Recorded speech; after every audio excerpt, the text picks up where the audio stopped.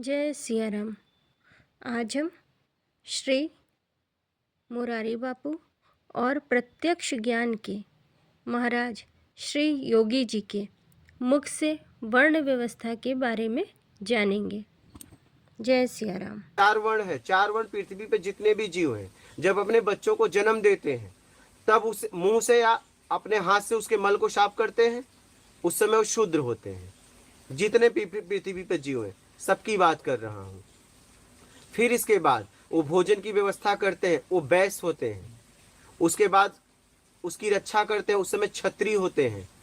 आखिरी में ज्ञान दे के छोड़ देते हैं अपने बच्चों को, उस समय ब्राह्मण होते हैं। जब वो जीवन जीने के लिए शुरुआत करता है तब वो ज्ञान से करता है तो ब्राह्मण होता है। समाज से अपनी रक्षा करता है, वो क्षत्रिय होता है। और उसके बाद व्यापार करता है या तो भोजन की व्यवस्था करता है तो उस समय वो वैश्य होता है। और अपने मल मूत्र को भगवान भी आए तो वो भी साफ किए, उस समय शूद्र होता है। 4 वर्ण मेरे अंदर ही है। पृथ्वी के जितने भी जीव है सबके अंदर लोगों ने एक एक पकड़ लिया।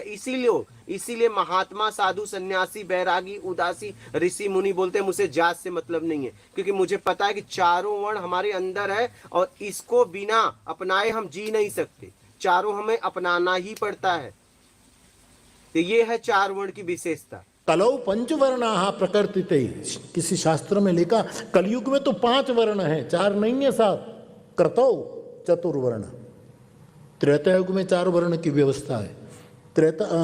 सतयुग में, त्रेता में 4 की, कलयुग में आया तो 5वां वर्ण। ये लोग पढ़ते नहीं, इसलिए वर्णाश्रम की निंदा करते हैं। यहाँ क्या लिखा है? ब्राह्मण भी श्रेष्ठ, क्षत्रिय, 5 वर्ण है कलयुग में।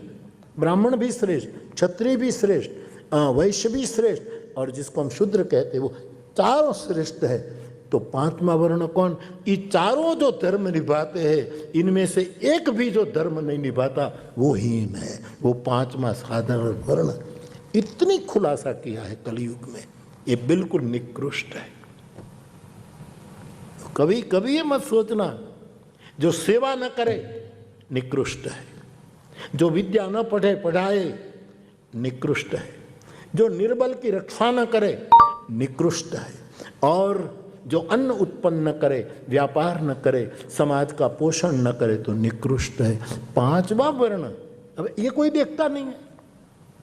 और कहते हैं वर्णाश्रम में एक वर्ग की वो की गई, सामान है चारों, निकृष्ट ये है। भगवान बुद्ध ने कहा है हीनम धम्मम न सेवेय, हीन धर्म का सेवन कभी मत करना।